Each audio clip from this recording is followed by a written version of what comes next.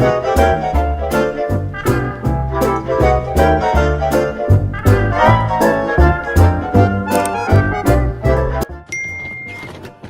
guys, it's Karen here. Today I'm going to be talking about everything I wish everything I wish that I knew before I had this baby that's currently crying right now. She's with the nanny.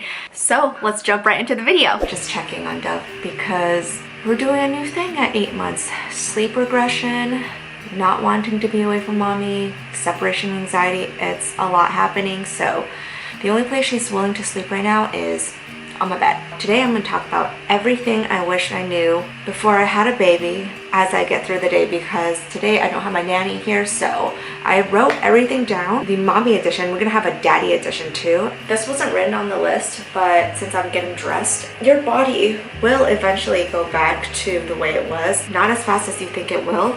I wasn't even able to zip up this dress until maybe last week.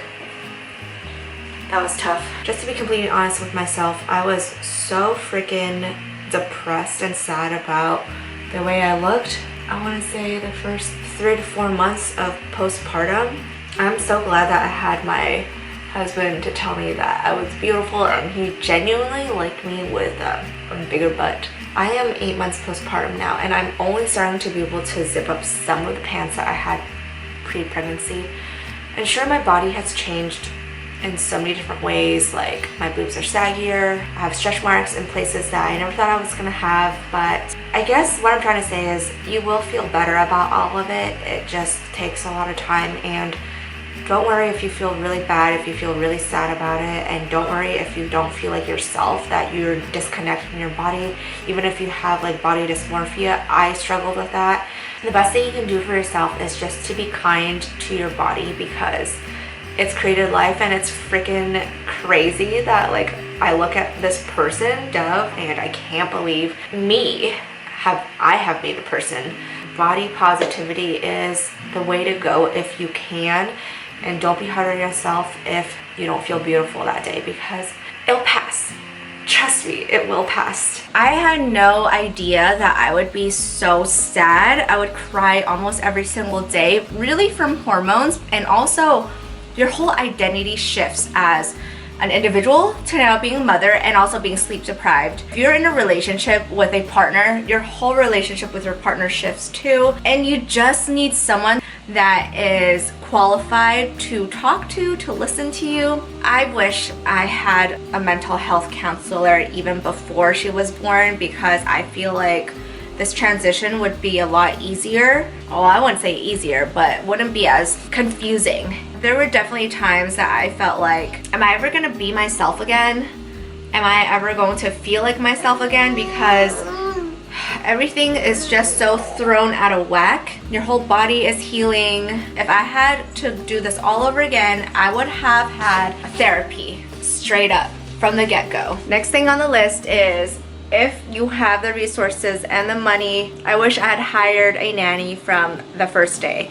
I don't know what it is, but there is this personal stigma against hiring help. Like, I wanted to do everything myself, and I don't know if it's like society or whatever that makes it seem like, okay, mom should do everything herself, aka breastfeed, change a diaper, wake up in the middle of the night, like handle the baby all by yourself. Girl, when they say it takes a village to raise a child, that village ain't for the kid. That village is for you, mom. Definitely hire help if you can. And if you can't, this actually goes to my next point is ask for help, even if you guys don't have the means to hire help. And I didn't realize this, but being around family, being around friends that can come over just to change a diaper, bring you some meals, or even do the laundry if they're that kind of family. Oh my god, that helps so much. Like, the first month of postpartum, trust me, you don't want to be getting up, you don't want to be cooking. I mean, like, you really shouldn't, because your body needs that time to heal. Gosh, like, I am really bad at asking for help, but I really wish that I utilize help more in the first weeks. It took about a month for me to finally like put my hands down and cry to my dad, and I was like, crying for no reason too. I didn't know why I was crying. It was definitely the hormones, but I was just so overwhelmed from the lack of sleep that we actually dropped Dove off overnight over at my mom and dad's place. Thank you, mom and dad, for taking Dove the first couple months because it was so brutal and we really needed the sleep. So if you can hire help, obviously that's like the way to go. You're also employing someone who needs a job. But the second thing, if you can't, utilize your family, and they're going to be so important in your life. So Leo said, what if my family hates me? What if I'm a single mom? What if, you know, you just don't have the help? Yeah, you just don't have the help. What do you do? During one of my therapy sessions, my therapist was a doula and she recommended me to join mommy groups. There's a bunch if you Google it around you, and I think like just having that community around you, talking about it with other women that's going through the similar situations as you is going to help relieve the stress. And honestly, if you're doing this all by yourself, holy crap, like moms are superheroes without the capes. Such a cheesy line, but it is so true. You guys, here's one that I never thought would matter so much. It's to limit your visitors. People will want to see the baby. I guess with the pandemic, it's not really an issue, but it is still really important to set boundaries with your family members and how long they can stay. If they're gonna come visit, they better be helping you out, honestly. Like they change a diaper. Yeah, change a diaper or something. Like don't just come, play with the baby, get in the baby's face, ruin their sleep schedule. For reals. And then leave. That sucks. Because honestly, that's more draining on you as a mom. And it just kind of throws the baby's routine out of whack. So being vocal and upfront about it in a nice way is the way to go. Taro is so yummy. Taro with milku. Oh, she wants it so much. Did you see that? Yeah, she leaned over. Like leaned. Oh my god, you definitely are Chinese. Taro with milk is a very Chinese dessert. I'm so glad you like this, baby. People will always be around to give you mentorship, guidance, but at the end of the day, like what I realized is trusting your mommy instincts is so good. Like I should have done that much earlier. This one has food in it, yeah. And I wish I had trusted my mommy instincts more. Just because I'm a first-time mom, I feel like I don't know what I'm doing, so I would ask everyone questions. And at the end of the day, I know my baby best. I gave birth to her. Yeah, just trusting my gut more really just makes me the happier mom and makes her the happier baby. I love you. You. Good girl. Yeah, you love it. This one is so important, so I'm going to really emphasize it. If you have a partner, communication with your partner is key. I think in the beginning, I didn't know, like you just don't know what your limitations are as a new mom.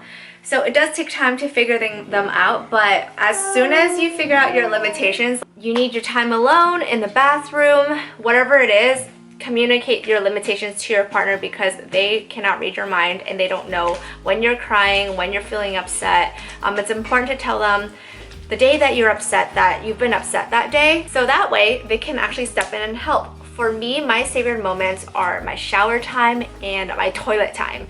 So I told Leo those are my off limits time. Definitely communicate to your partner whenever you need something because that's how you won't want to kill each other. And if there's one thing I could redo all over is that I would not have bought most of my baby gear new. For the baby Bjorn, I wouldn't have bought that new because a lot of the stuff, they make it so that they can wash it in the washing machine, and so you just buy someone else's used gear, wash it, don't pull, and it becomes new again. Jeez. What's another thing? So we bought our Mamaru used on Facebook Marketplace, and they sell it for about $200 to $250 if I remember correctly. I got mine for $90. So you can buy all these things used. The only thing I'd recommend buying new is, definitely car seats. car seat is a safety issue. Like, you don't know if someone has gone into a car accident with their used car seat, and once a car seat has been into any type of accident, it should not be used anymore. It needs to be thrown away. Time to change your diaper. So I have a little jingle for every single activity. Well, not every single, but like activities that we repeat all the time, so she can anticipate that like her pants are gonna come off, you know? When it's about time to eat, I always say, you want mom, and I do a little hand signal. So I've noticed that it helps her not cry as much when I have a little jingle. Okay, and that is going to be it for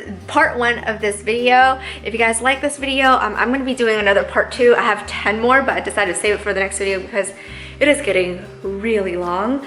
If you guys enjoyed it, feel free to stick around for more vlogs. I literally have vlogs of Dove from newborn up until now. She's 8 months old, and we're also going to be doing a daddy edition of what he wishes he knew before we had a baby. Thank you so much for watching. I'll see you guys next time. Bye. Mwah.